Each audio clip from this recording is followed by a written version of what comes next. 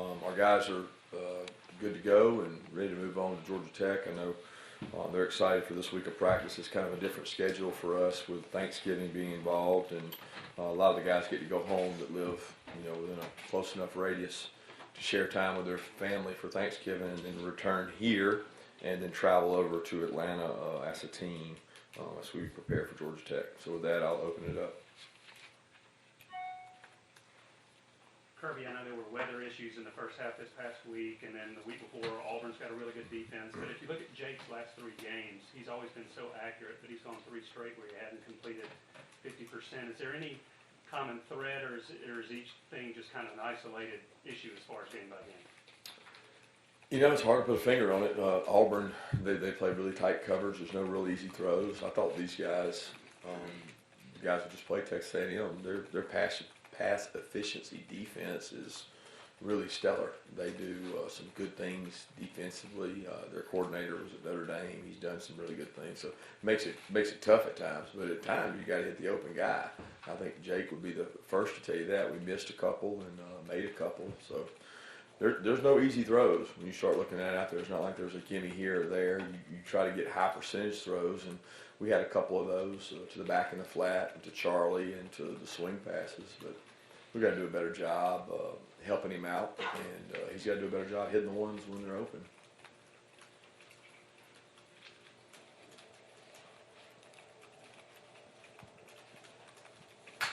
As you look at Tech and tape from this year, have you seen them progress as the year's gone on, as they get more comfortable with the system? Yeah, I think their offense has grown, and they got better and better from the beginning of the year towards the end of the year. It's like 2 different teams. I think they were learning a new system. And anytime you're learning a new system, you have growing pains, and you push through those. Their quarterback's done a tremendous job. We know him well, recruited him out of high school. James has been extremely athletic, and he got better throwing the ball with every game. He threw the ball with a lot of confidence Thursday night, and their team's growing. Kirby, to follow up on Jake, I just wondered, is his arm health okay? And I know with as many throws as they throw all year long, and him trying to get timing down with receivers and that kind of stuff, is his arm healthy? Yeah, his arm's fine. What's different preparing for Georgia Tech without the triple option? I mean, I know it was kind of a all-consuming thing for this week usually. Yeah, they still have a lot of elements of the option. So obviously, when I say a lot, I don't mean as much as what they had previously, because they were all in when they were triple option. They have elements of the triple. They still, you can't just flip it over and just go completely to a that's what your roster's made of. So they have dive, pitch keys, they have reads, they have perimeter runs, inside runs. They've got elements of the option. So it is different from a perspective of not having to do everything we used to do, which was completely different. So where it was 100% different defense, it might be 50% difference now with some of the things they're doing.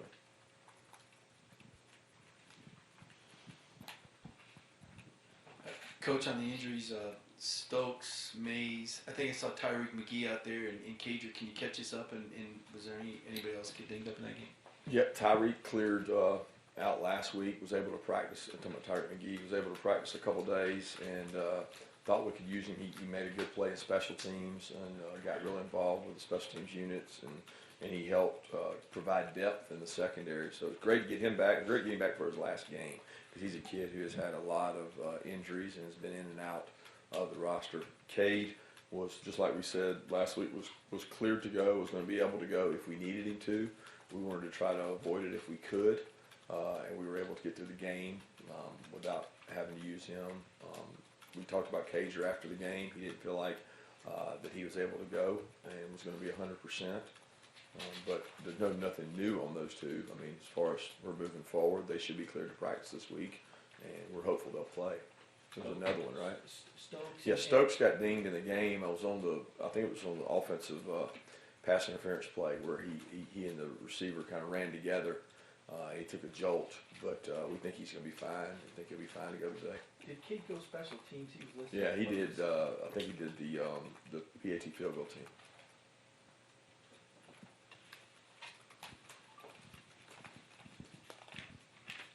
Kirby, I guess another Tech preparation question, because when you were practicing and preparing for Paul Johnson, you take time out in the spring and in preseason camp and devote a couple of periods to the cut blocking. And how did that change this year? As far as what did you use that time that you used to spend on that, and how comfortable were you before you felt good implementing a plan for Tech, given that there was so many unknowns at the start of the season with what they were going to do? Well, I don't know that it was unknown. I mean, Jeff hires an offensive coordinator, he has an offensive staff. You know what they do, so you try to plan based on that. You know, we get to watch. We have a person that scouts ahead. It's advanced scouting, so they watch teams that we're going to play, and we try to look down the road and say what's going to be really difficult, what's different. Not necessarily, though they got really good players. You look at teams and say, what is it based on that's so different they do that we can't handle? So we say, hey, Georgia Tech's got a very different offensive system than what we face week to week. Even now, they're different. So during the off week, we took some periods and worked on some different things they were doing.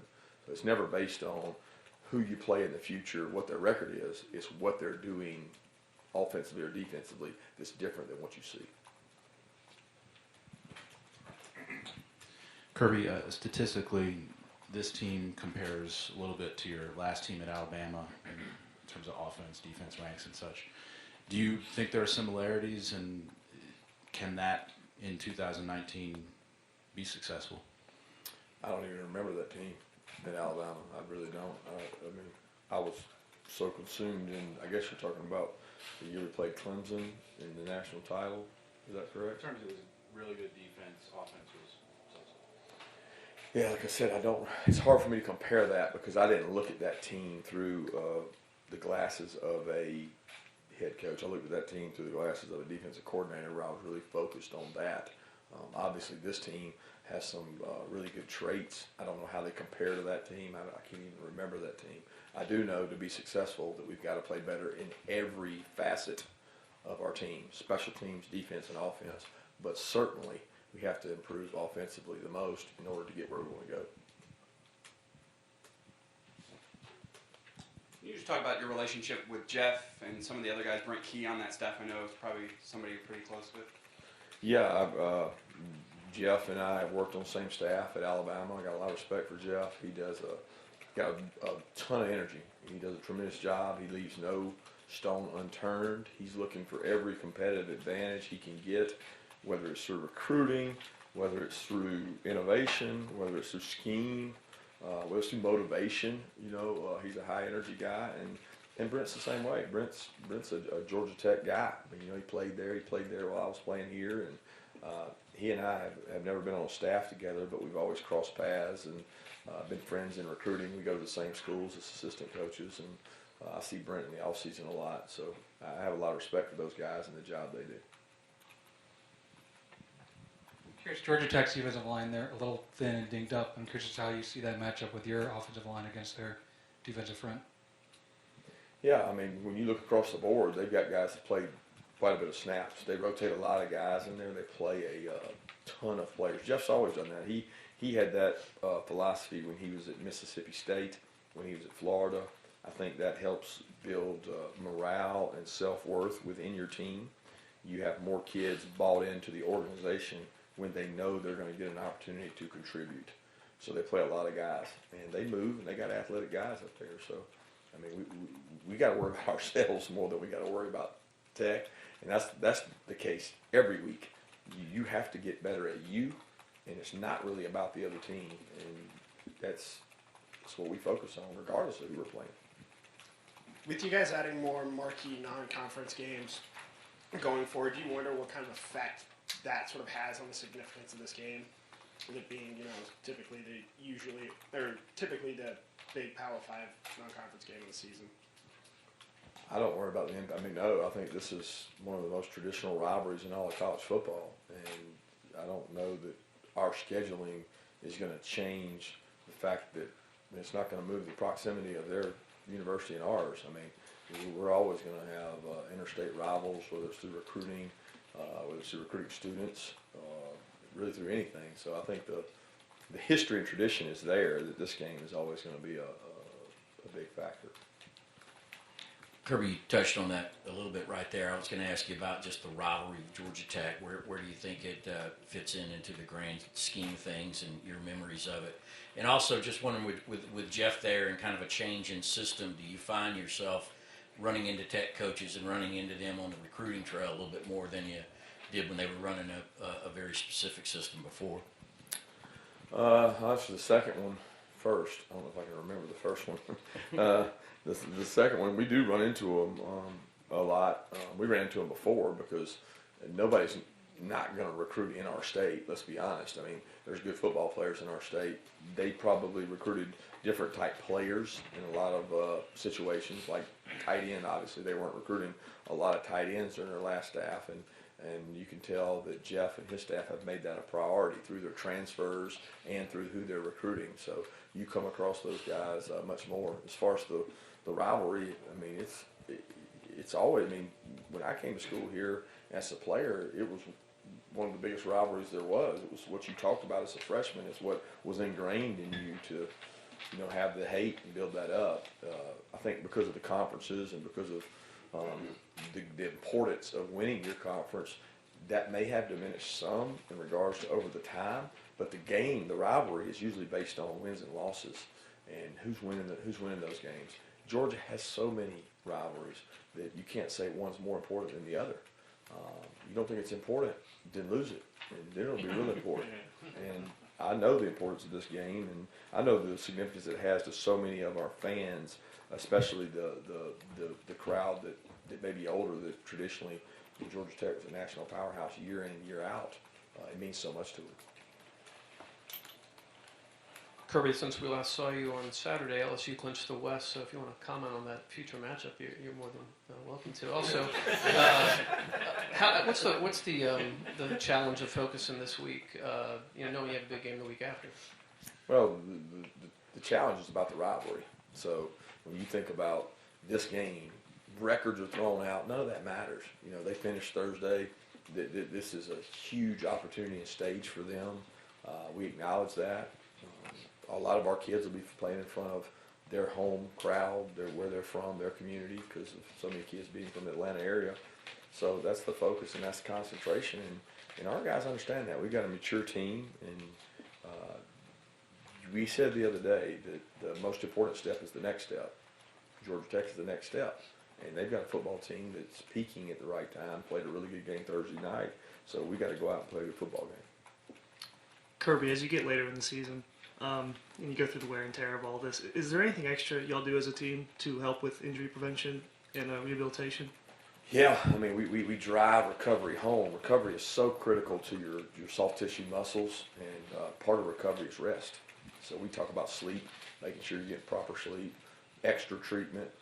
We cut time out of practice, whether it's 5 minutes, 10 minutes, 15 minutes, that you hate doing as a coach, but you're trying to get return on investment and say, okay, you got to spend this time in the cold tub. You got to spend this time in the training room.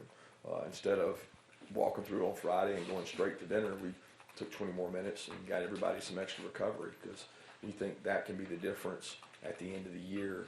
If you're out recovering a team, then you've got an opportunity to have a competitive advantage, and we're trying that. Going back over to the history of the rivalry and everything, do you remember anything from your experiences playing Georgia Tech? If I see it correctly, you won 3 and lost 1. Yeah, the memory I have is probably the worst. It's what you always do. You don't remember the positive. Sometimes you remember the bad. It was my last home game at Sanford Stadium, and lost on a game-winning field goal with Joe Hamilton's drive. So that was my last memory of Sanford Stadium. Thank God I got into coaching, so I got to fix that. But otherwise, that would have been the last time that I was in there, and that was a tough loss. That Georgia had won at that time. I think maybe 3 or 4. I'm not sure how many in a row they'd won, and our senior class lost it to a well-coached, really good football team.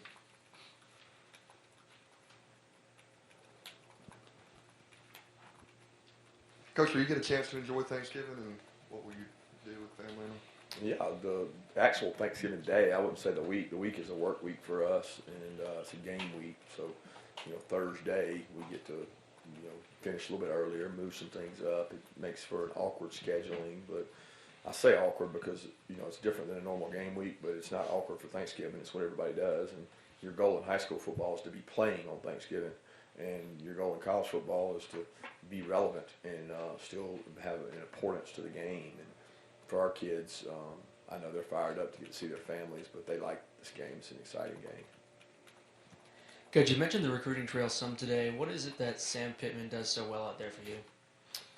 It's Sam's personality. He kind of just oozes with confidence, and the offensive linemen really appreciate that. He's very genuine. You don't get a sales pitch. You get his natural, instinctive self. And a lot of you guys have seen his personality through social media, and that's really the same way he is with the kids. And the kids, the players, gravitate to that. And I think that's very, very natural for him, and he's done a tremendous job recruiting for us. Yeah, Kirby, it looks like this defense is one of the most statistically dominant in the league, and yet you're talking about the need for this is improvement. Where on defense do these guys need to get better this final week? Turnovers. We've got to force turnovers. We've got to be better in the red area. We've slipped in the red area the last couple of weeks.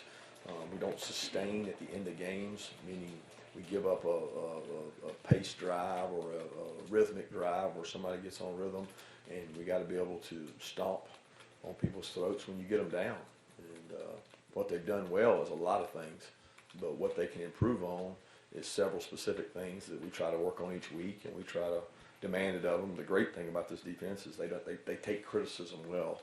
They handle criticism well. They realize that they want to be the best, and to be the best means you never arrive. So you have to keep driving to get better, and they've really accepted that. Kirby, noticed after the Auburn game, you talked about Trayvon and how you guys had to get him more involved and kind of wanted to challenge yourselves to do that. What did he do against Texas A&M? It seemed like he was on the field a lot more, especially on first and second down. How did you guys use him there?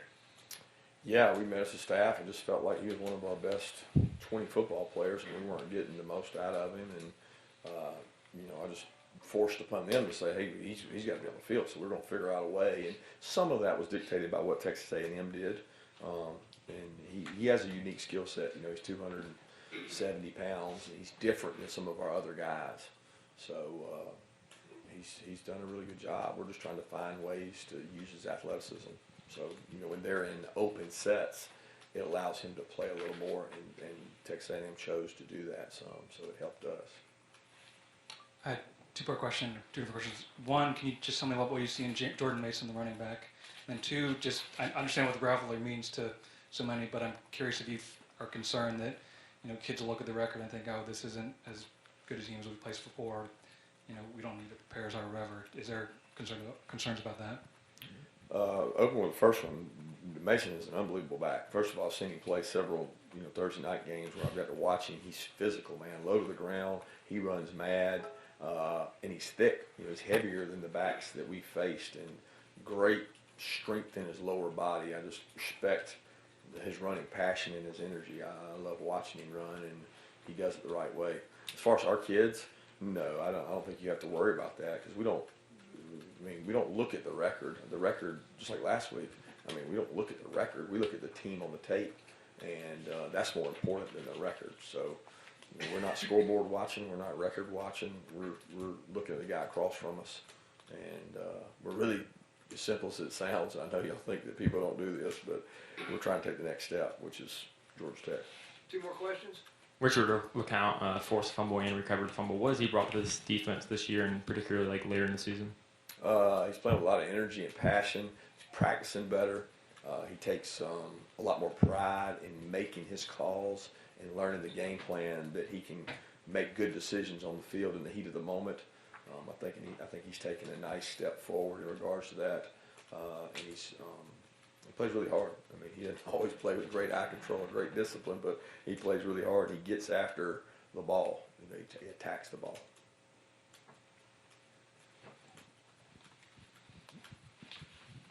How encouraged are you by some of the returns you've had recently, and any rhyme or reason to them coming together at the same time? Kickoff return different than punt return. I think kickoff return, Brian's provided us a major spark. Wish we'd maybe done it earlier. He was the off guy for so long. He's such a good blocker, a good decision maker, that he's been good as the primary returner. And he's done a good job. It's not like all of a sudden he's gotten better. He's gotten opportunities. We don't get a lot of opportunities when the ball's kicked into the end zone. And then punt return, I thought Dom took what was there and got what was there, but I thought our hold-up unit did a much better job the last 2 weeks of giving him opportunities to make plays. And we still got to make more out of what we're getting. Thanks.